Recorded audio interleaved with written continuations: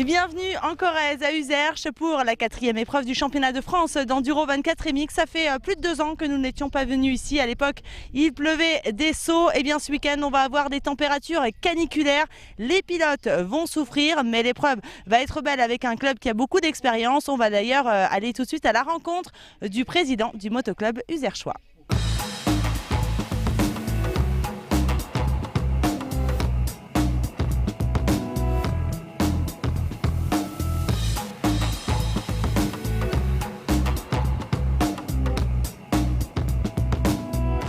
Nous avons une région qui se prête à l'enduro, et spécialement au côté d'Uzerche, parce qu'on a un historique au niveau de l'enduro, avec un président emblématique qui a organisé de grandes manifestations précédemment, et qui ont permis qu'on puisse continuer à gérer l'enduro ici.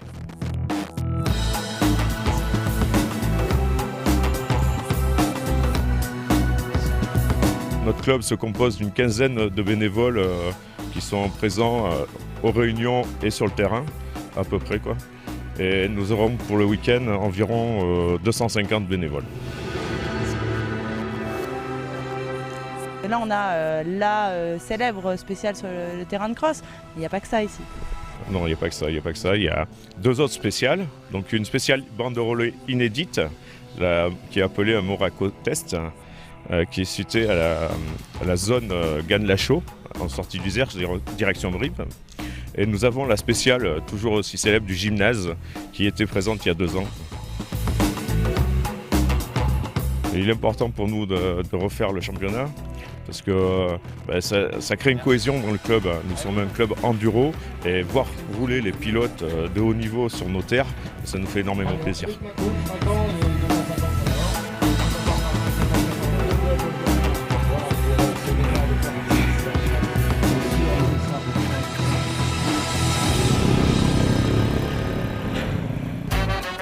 Mais sur l'enduro, il n'y a pas que des stars.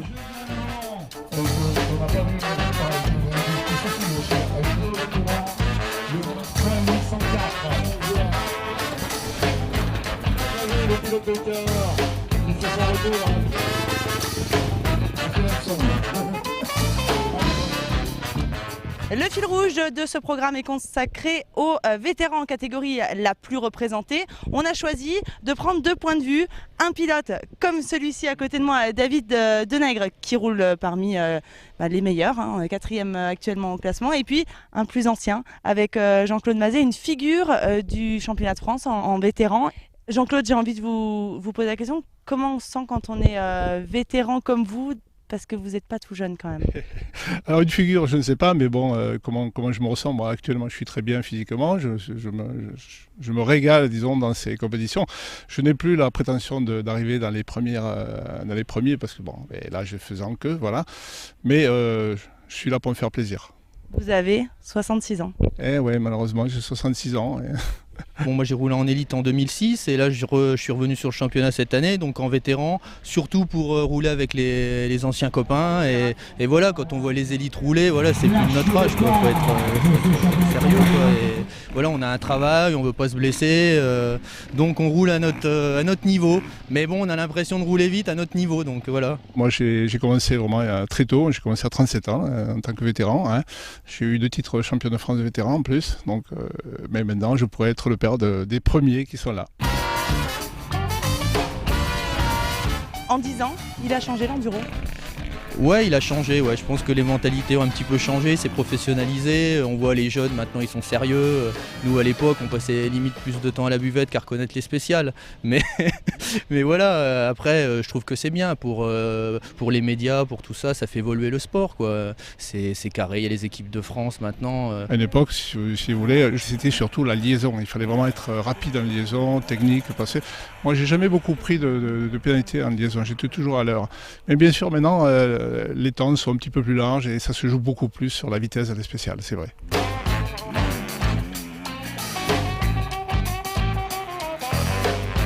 il faut quand même être prêt physiquement pour affronter une épreuve pareille en plus sous la chaleur.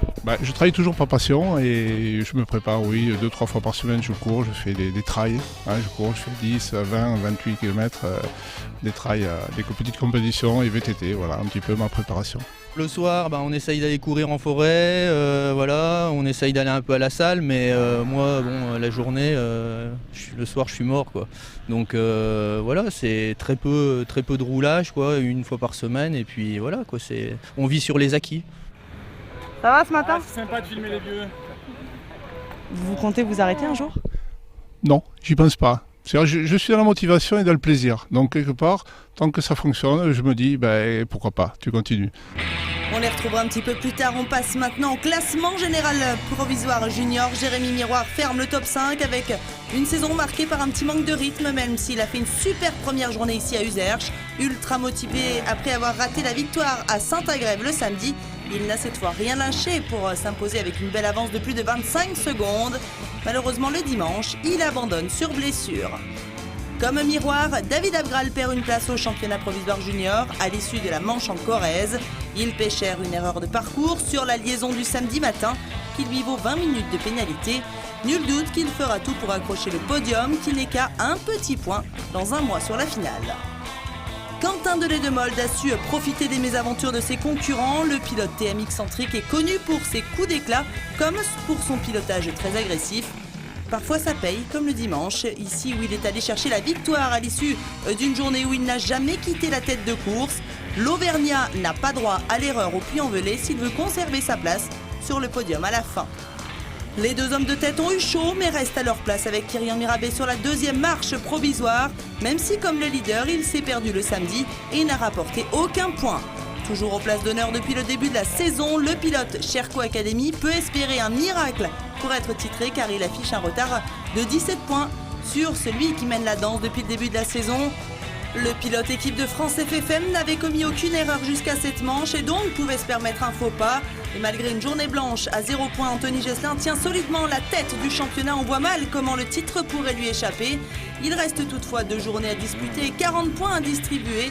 Il peut devenir le pilote qui redonnera des couleurs à cette équipe qui a formé tant de champions par le passé.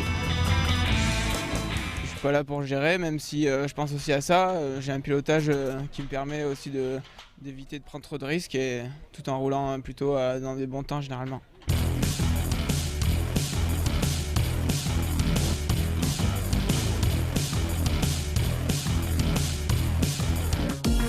On s'est arrêté sous la structure C2M, représentant officiel Honda en enduro sur le championnat de France, mais surtout un centre de formation de pilotes.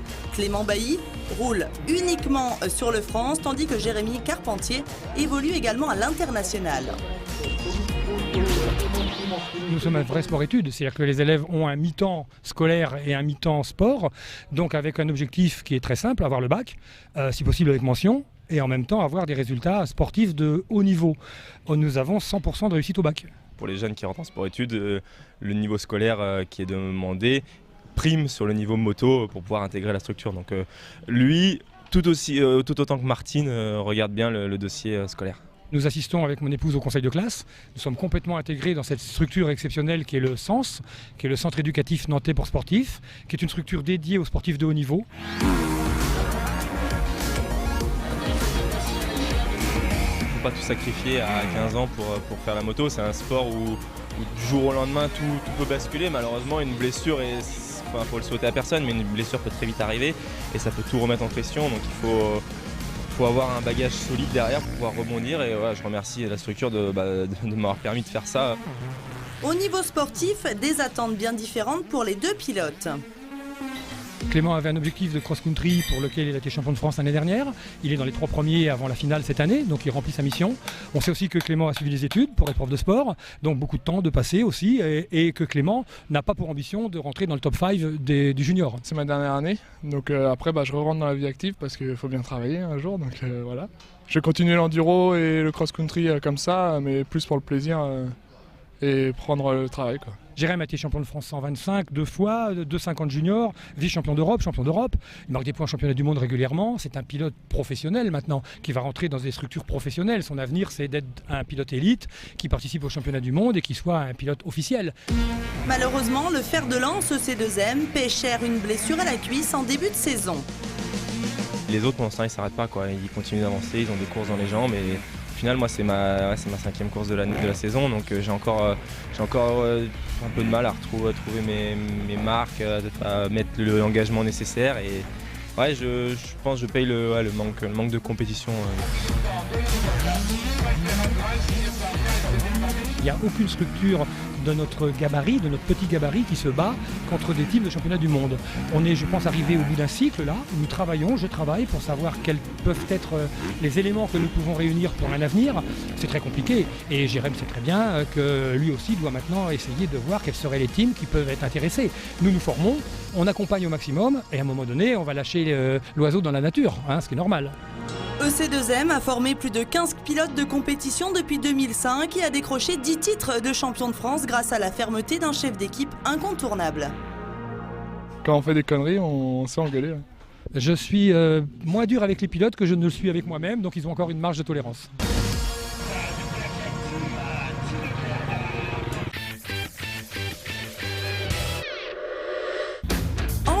On a eu la chance ce week-end d'accueillir deux champions britanniques avec Jamie McCanney, champion du monde junior 2015, et Nathan Watson, l'officiel KTM Farioli.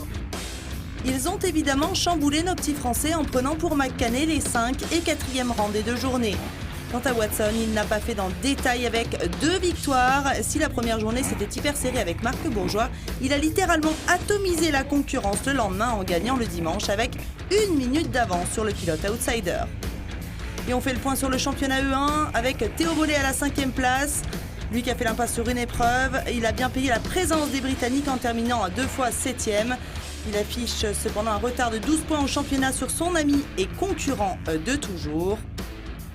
Le pilote C2M Jérémy Carpentier pointe au 4e rang des élites 1 avant la finale. L'objectif, même s'il était différent en début de saison, va être d'accrocher le podium final de la catégorie. Mais avec 2 journées en moins au championnat, dû à son absence à Saint-Palais, ça risque d'être chaud, d'autant que les 3 hommes de tête se battent le podium à chaque fois. Avec seulement une 4e place cette saison, Romain Boucardet continue à faire parler de lui. Le privé Yam Ryder Camp a terminé les 2 journées à moins de 8 secondes de Bourgeois et attend toujours son heure pour remporter une manche. Ce n'est pas impossible de le voir arriver au Puy-en-Velay dans un mois remonté comme une pendule et on attend ce moment avec impatience, d'autant qu'en grande forme, il pourrait encore grappiller une place au championnat. Celui qui est désormais 2e a laissé son fauteuil de leader lors de la première journée ici à Uzerche. Godgot avait réussi à maintenir son leadership avec une mince avance de 2 points avant cette épreuve, mais il ne peut plus vraiment se battre à cause d'une blessure au scaphoïde. Le pilote B2R accuse désormais un retard de 8 points sur le leader du championnat. Marc Bourgeois avait affiché ses ambitions d'entrée de jeu cette saison et même si l'ouverture du championnat avait été catastrophique, il s'est bien rattrapé au fur et à mesure de la saison avec 5 victoires. Il arrivera donc avec la ferme intention de remporter son 2e titre consécutif E1 sur la finale. Romain essaye de concrétiser pour accrocher sa première victoire. Donc voilà, ça serait bien pour lui. Après, moi je vais pas me laisser faire. Julien, je pense non plus, il sera à domicile. Donc je pense que ça va être sympa. Ça sera la bagarre, une bonne course, une bonne cohésion entre les 3 pilotes.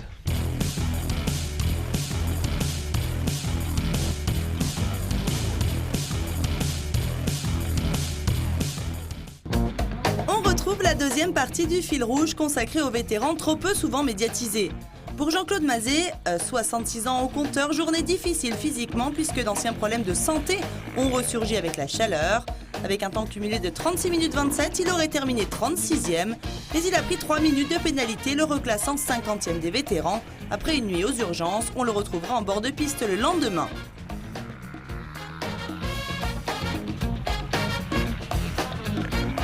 Pour David Denègre, bonne journée globalement avec les 5e temps de chaque spécial du 2e tour. Au cours d'une journée épuisante, car devant chez les vétérans, ça roule très vite. Vraiment, c'est le physique.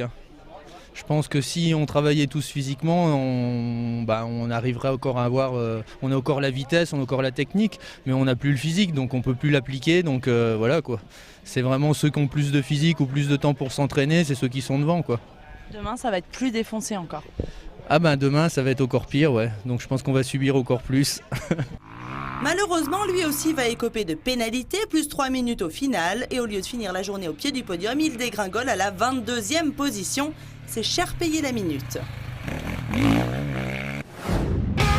On passe à la catégorie Élite 2 avec Alexandre Kerrer qui conserve sa 5e place au général provisoire après avoir fait 8 et 4 dans le week-end. Au pied du podium E2, Pierrick Ronsin est toujours 4e. Depuis un petit moment, il n'a jamais fait moins bien que 5e depuis le début de la saison. Taroux n'a pas bougé non plus au général E2, mais a bien souffert ce week-end. L'officiel Cherco n'a jamais pu tenir le rythme effréné des Bellino et Larieux, terminant chaque soir à plus d'1 minute de ses concurrents. Mais il reste au contact à seulement 8 points de Bellino, qui est toujours dauphin de cette catégorie des 4,5. Après avoir remporté la 2e journée à Saint-Agrève, l'officiel Husky s'est fait opérer du genou. Il a montré qu'il n'avait rien perdu de sa fougue pendant son mois de convalescence, tenant Larieux la première journée. Le pilote outsider a encore un peu plus enfoncé le clou cette saison en route vers un second titre consécutif. Tenu par Bellino le premier jour, il a survolé la catégorie E2 le dimanche. On voit mal comment Larieux échapperait au sacre dans un mois, d'autant qu'il augmente de rythme à chaque course. On peut s'attendre à du grand Larieux sur la finale.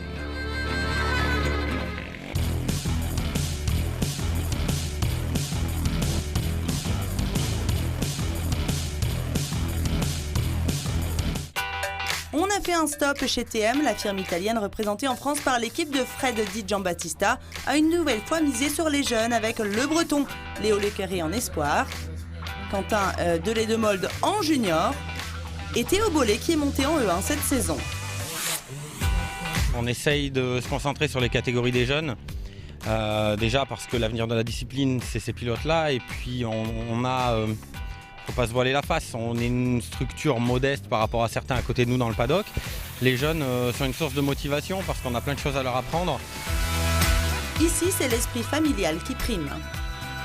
Très familial, ouais. Ouais, c'est vraiment cool, l'ambiance est vraiment bonne et tout le monde est agréable. Avec Fred, ça se passe super bien. C'est le boss, mais c'est à la fois le boss, un peu un confident, un ami. C'est un peu tout à la fois, il est très, très gentil, il est super cool. Donc je vois, ouais, même s'il me lance des pics, j'ai un lance aussi. Donc, C'est un gros caractère, moi aussi. La question c'était juste de savoir si deux caractères comme nous pouvaient s'entendre. Et il m'a rapidement proposé de venir se mettre en difficulté en fait, dans la boue, dans le froid cet hiver. Et de venir vivre à la maison, de me filer un coup de main sur la préparation de la logistique team. Et ça s'est très bien passé, ça nous a permis de rapidement nous découvrir. C'est une chance d'être aujourd'hui avec eux. Il m'a laissé cette chance-là. J'habite dans le sud, mais j'ai déménagé. C'est des sacrifices à faire. Au jour d'aujourd'hui, je suis vraiment content de les avoir faits et j'espère que ça va payer pour la suite.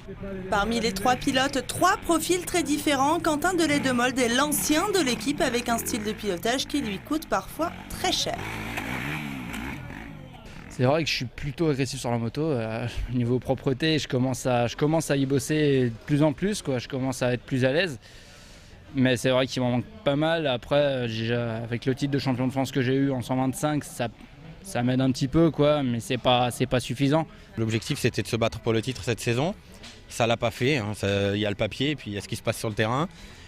Léo, ça faisait pas partie des objectifs initiaux et puis ça l'est venu par la suite parce qu'il nous a montré qu'il pouvait se mêler à la bagarre devant. Donc maintenant, il faut concrétiser ça, être sur le podium le plus souvent possible et aller chercher un nouveau titre après celui de 2014 pour nos partenaires et pour tous les gens qui sont là derrière moi à m'aider. C'est sûr qu'on s'y attendait pas, mais bon, faut prendre ce qu'il y a à prendre et je vais essayer d'être champion de France, même si Thomas Dubost est devant, mais bon, et Alexis Beau, et je vais tout faire pour, quoi.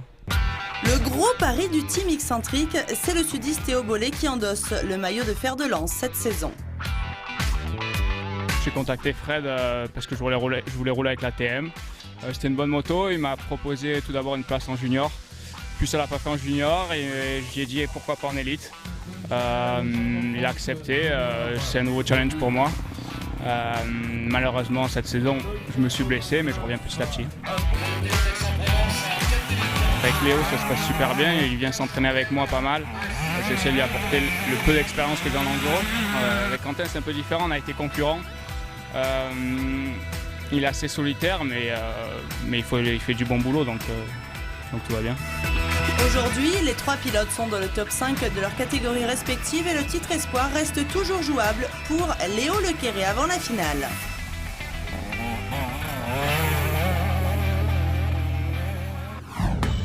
On passe à la dernière catégorie élite avec Léo 3 et on retrouve toujours les 2 compères du Team Beta au 5 et 4e rang avec Pierre Vissac qui ferme le top 5. Il est juste derrière à 4 points de Manuel Bepard. L'ancien de la catégorie a mieux roulé ce week-end, laissant un peu moins filer les hommes forts de la catégorie, mais quand même, il en manque vraiment pour aller les chatouiller, c'est certain. Albepard ne remportera pas cette année un 2e titre de champion de France 3. Actuel 3e du championnat, Romain Dumontier a réalisé son meilleur week-end en Corrèze. Il a enfin réussi à grimper tout en haut du podium le dimanche. En s'intercalant le samedi entre Bassé et Joly au classement, il a également mis un peu la pagaille au championnat. Il pourrait faire office d'arbitre sur la finale. Vous allez comprendre pourquoi. En effet, Antoine Bassé est toujours 2e au classement provisoire, mais sur le week-end à Uzerche, il a repris 8 points à Jérémy Joly et le leader n'a maintenant plus que 3 points d'avance. Avec un Dumontier qui accélère, Antoine Bassé sait que le Normand peut être son associé pour aller décrocher un second titre après celui acquis en 2014. Bref, on commence à faire des comptes d'apothicaire dans la catégorie des grosses cylindrées. Pour le moment, Jérémy Joly maintient son leadership, même s'il a plutôt mal vécu le retour de Dumontier aux avant-postes, qui vient un peu chambouler ses plans. Le pilote KTM France devra impérativement finir devant Bassé au soir de la première journée au Puy-en-Velay pour se mettre un peu à l'abri pour l'ultime journée du championnat. J'ai fait une bonne fin de saison. C'est des types de spéciales où il roule plutôt fort. Donc c'est vrai que ça vient mettre un peu de piquant à la regard.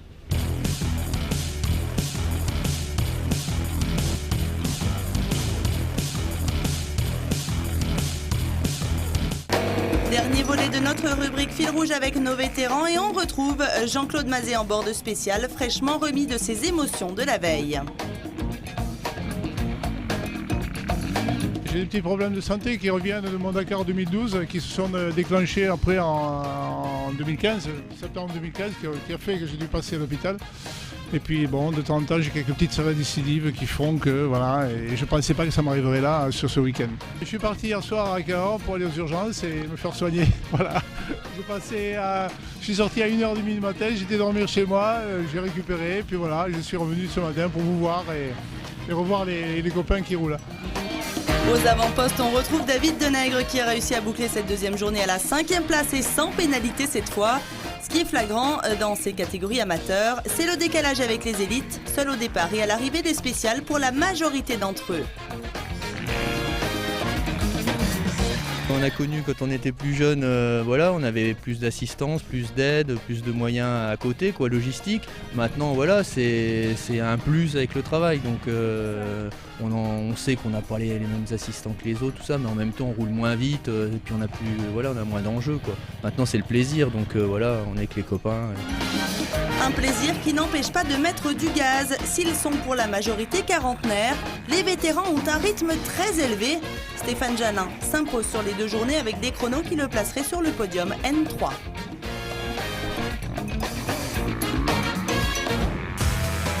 Chez les jeunes espoirs, 125 cm3, Thomas Dubost est toujours solide leader. Il a remporté les 2 journées à Uzerche. Du côté des femmes, c'est un coude à égalité de points entre Juliette Bérez, la championne de France en titre, et Audrey Rossa. Ça va être chaud sur la finale. Et enfin, c'est un doublé du Nippon Yamaha qui conforte son avance au championnat constructeur.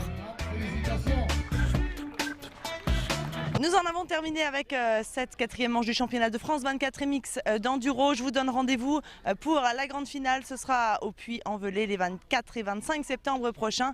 Et d'ici là, portez-vous bien. Ciao.